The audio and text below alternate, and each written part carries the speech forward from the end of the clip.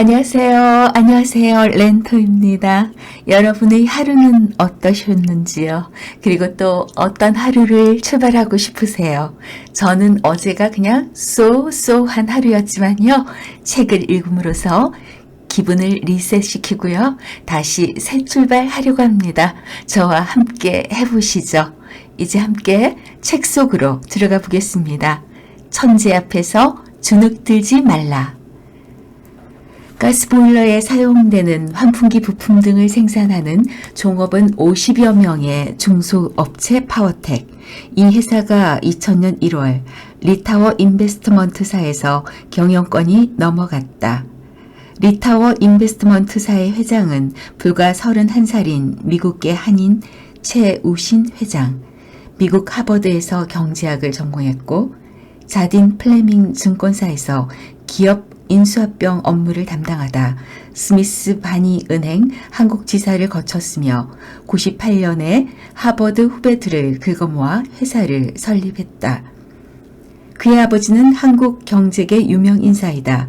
최 회장은 파워텍의 경영권을 넘겨받자마자 그 회사를 아시아 지역 인터넷 벤처 회사들을 인수합병하는 투자회사 리타워텍으로 탈바꿈한다고 발표했고 리타워텍은 현금 투자는 거의 없이 주식 스왑을 통해 여러 기업들을 인수하면서 지주회사로 변신한다.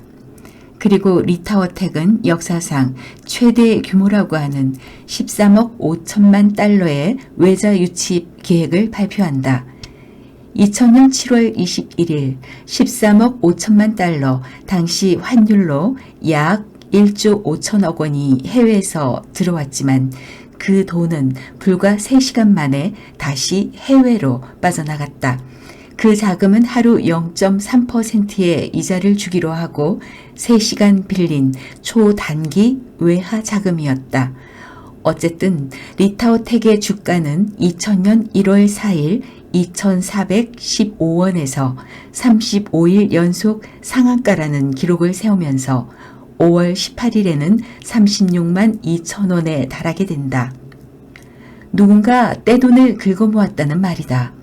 주가는 얼마 후 곤두박질 쳤고 2001년 금감원에서 검찰에 수사 의뢰하고 어쩌고 하였지만 주목할 만한 특별한 일은 일어나지 않았다. 리타워텍에 대한 신문 기사들을 정리한 것이다. 나는 리타워텍 관련 기사를 보면서 참 대단한 천재들이라 하는 생각을 떨칠 수 없었다.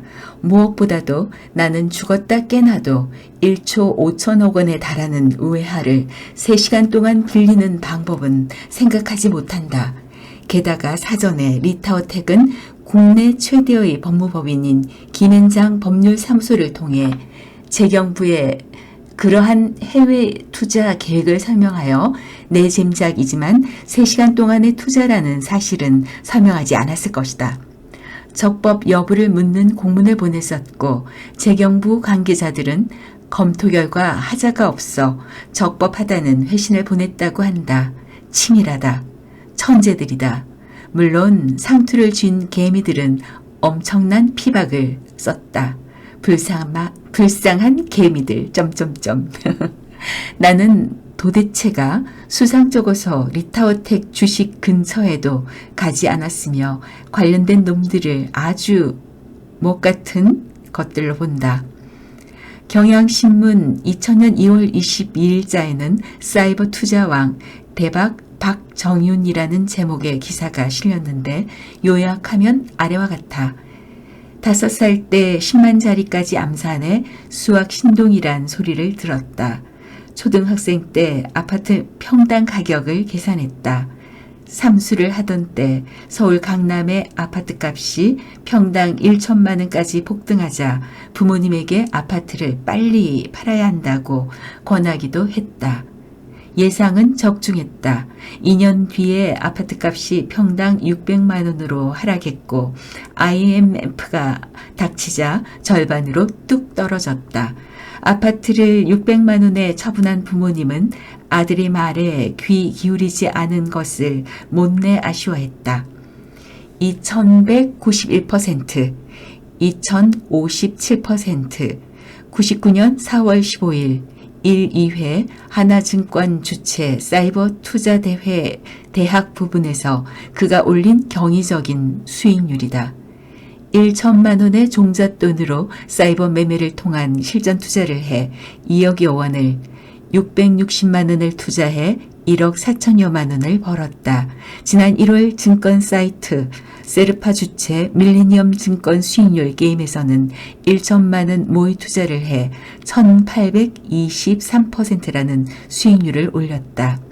대학생이 된 뒤 수학 강사 자리를 얻어 1년 만에 1천만 원의 시드머니를 마련하였을 때 공모주를 중심으로 투자했다. 1천만 원은 3년 만에 무려 1억 5천만 원으로 불어났다. 그런데 IMF가 닥쳤다. 결국 98년 1월에 2천만 원으로 곤두박질 쳤다. 1년여의 시간이 흐르자 베팅을 하기로 결심하고 2천만 원 시드머니 중에서 1천만 원을 투자했다. 하나증권에서 실시한 투자 대회였다. 3개 대회에서 받은 상금만도 2억 5천만 원. 주식에 필요한 공부는 하루라도 게을리하지 않는다. 그는 어릴 때부터 경제신문을 즐겨봤지만 TV는 거의 보지 않았다. 지금도 신문의 경제면은 하나도 빠뜨리지 않고 본다. 그의 취미는 주식 투자. 일이 아니라 취미로 주식 투자를 즐기는 것이 남보다 더 많은 수익을 올리는 원천이라고 한다. 당신은 이런 기사를 보면 무엇을 느끼는가? 나는 이 친구 정말 돈 버는 천재구나 하는 생각을 하게 된다. 나는 죽었다 깨나도 그렇게는 못할 것 같아. 물론 나는 그가 계속해서 그렇게 돈을 벌 것이라고는 전혀 생각하지 않는다. 사람들은 노력을 하면 성공할 수 있다고 한다. 그러면서 발명한 에디슨이 천재는 99%의 노력과 1%의 영감으로 이루어진다고 말했으며 괴테는 천재라는 것은 노력의 발명이라고 하였음이 근거로 제시된다. 그렇다면 범죄들도 죽으라 하고 주식에 대해 공부하고 노력하면 1년에 2000%가량의 수익을 낼 수 있다는 말인가? 어렸을 때는 정말 노력만 하면 그렇게 천재 비슷하게 될 수 있는 줄 알았다. 그러나 세상을 살다 보니 그런 말들은 주로 이미 1%의 영감을 타고난 사람들이 하는 말이었고 그저 천재가 분재들에게 조금은 미안한 마음에 당신들도 노력하면 어느 정도는 이룰 수 있다는 뜻으로 보내는 격려가 아닌가 생각하게 되었다. 국어사전에서조차 천재를 타고난 뛰어난 재주 또는 그러한 재능을 가진 사람이라고 정의할 뿐 노력의 결과라고는 말하지 않는다. 영화 아마데우스를 보았는가? 죽도록 성실하게 노력하지만 끝내 영혼을 울리는 음악을 작곡하지 못하는 살리에르, 그리고 망나니처럼 생활하면서도 타고난 재능으로 인해 감동적인 음악을 아주 손쉽게 만들어내는 모차르트. 천재 모차르트 앞에서 살리에르가 느끼는 열등감과 시기심. 나 역시 천재들을 보면 언제나 열등감과 시기심을 느낀다. 영화 굿 윌 헌팅을 보았는가? 무지무지 열심히 공부하여 미국 최고의 대학에 들어간 학생들과 교수, 반대로 학교도 제대로 다니지 못한 청소부이지만 타고난 천재성 때문에 공부를 안 해도 어려운 수학 문제를 푸는 윌 헌팅. 학생들과 교수는 그 천재 청소부에게 무엇을 느꼈을까? 시기심, 열등감 등이 복합적으로 작용하면서 좌절도 느끼지 않았을까? 모파상의 스승 플로베르는 천재, 칭찬할 필요가 없다. 그는 일종의 정신병자이다 라고 혹평했지만 누가 뭐래도 천재는 우리들에게 부러움의 대상이 아닐 수 없다. 미국 국립보건원 과학자들은 천재 아동 200명과 보통 어린이의 DNA를 분석해 중요한 차이를 발견하고 천재성을 결정하는 유전자를 찾아냈다고까지 하는데 왜 나에게는 그런 유전자가 없다는 말인가? 천재 같은 사람들을 보았을 때 나는 너는 너라고 생각하며 살 수도 있겠지만 불행하게도 우리는 시기심도 없고 사촌이 땅을 사면 배가 아프기도 하다. 특히 천재가 저 먼 나라에 있다면 그저 찬사나 보낼지 모르지만 그런 사람이 주변에 있다 보면 우리는 자신이 보잘것없는 듯한 느낌에 빠지고 만다. 왜 나는 이 사람처럼 되지 못하고 저 사람처럼 하지 못할까 하는 질문을 던지면서 말이다. 그래서 공상의 세계에서는 우리가 천재가 되고 은행도 털고 슈퍼맨도 되고 억만장자도 되고 투명인간도 되어 이 세상을 누비고 다닌다. 일확천금을 꿈꾸며 그 돈으로 뭘 하겠다는 상상의 나래는 끝없이 펼쳐진다. 그래서 공상은 즐겁다. 시간 가는 줄 모른다. 그리고 그 공상에서 깨어나면 현실이 싫어진다. 내가 그랬다. 그러나 실망하지 말라. 돈은 1%의 영감을 타고난 천재만 벌 수 있는 것이 아니다. 카드 5장을 쥐고 하는 포커판에서 나올 수 있는 카드패에는 259만 8,960개 종류가 있다고 한다. 즉 최고의 카드패를 쥘 사람은 약 260만 명 중에 한 명이다. 하지만 포커에서 그런 카드패를 갖고 있지 않아도 당신은 이길 수 있다. 그저 포커 게임에 참석한 사람들보다 조금 더 좋은 패를 갖고 있으면 된다. 그러므로 최고의 카드를 받은 잘난 사람들은 무시해라. 그리고 포커판에는 비슷한 사람들이 몰려있다.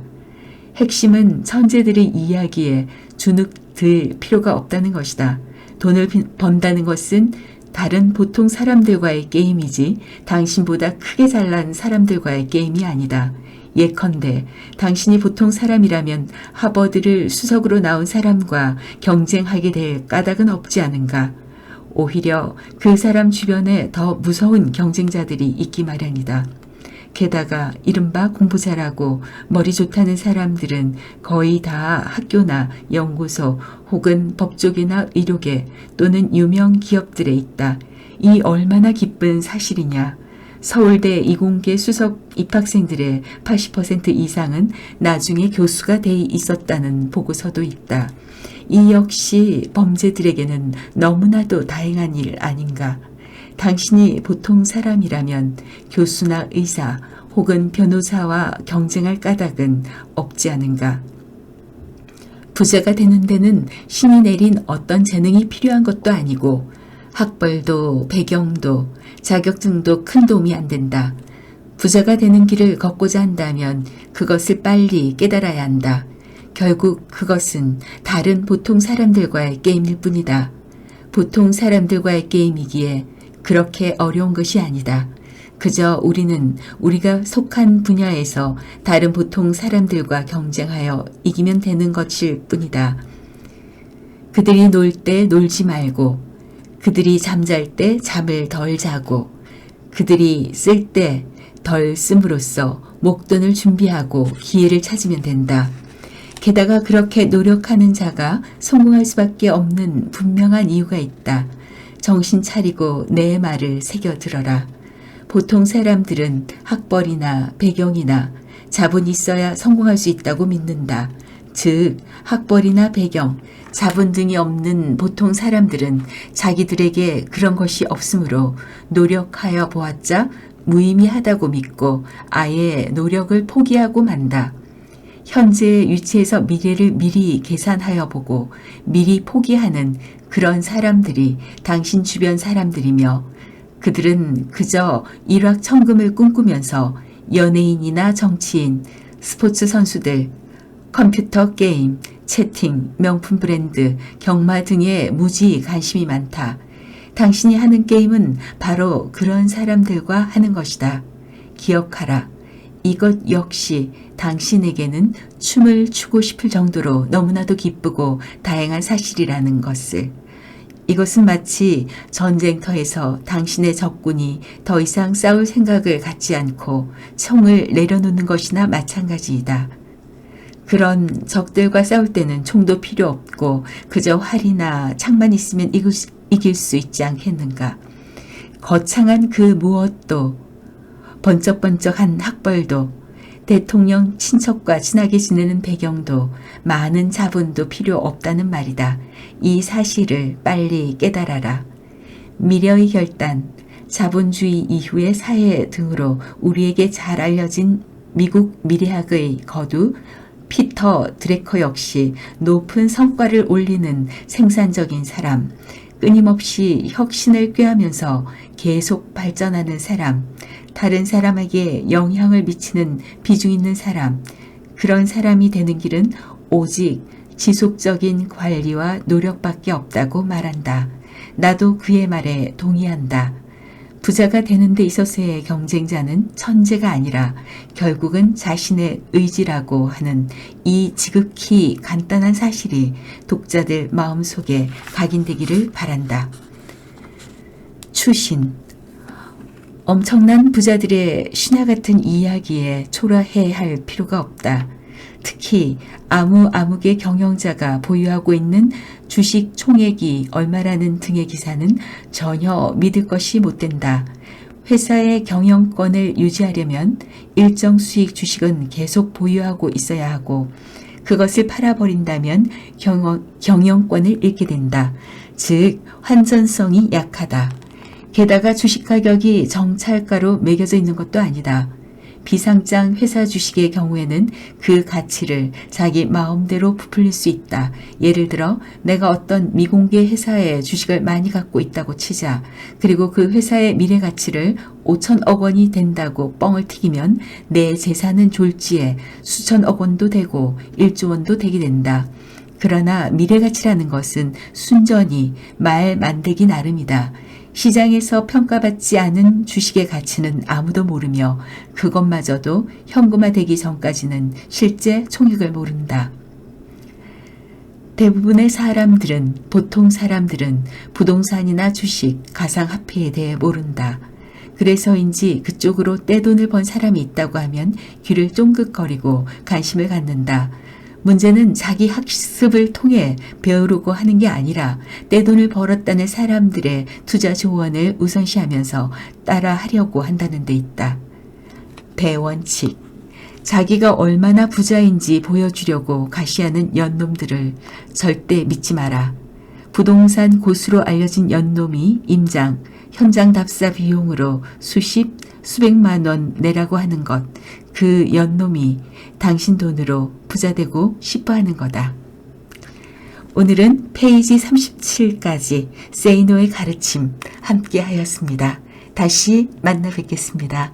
감사합니다.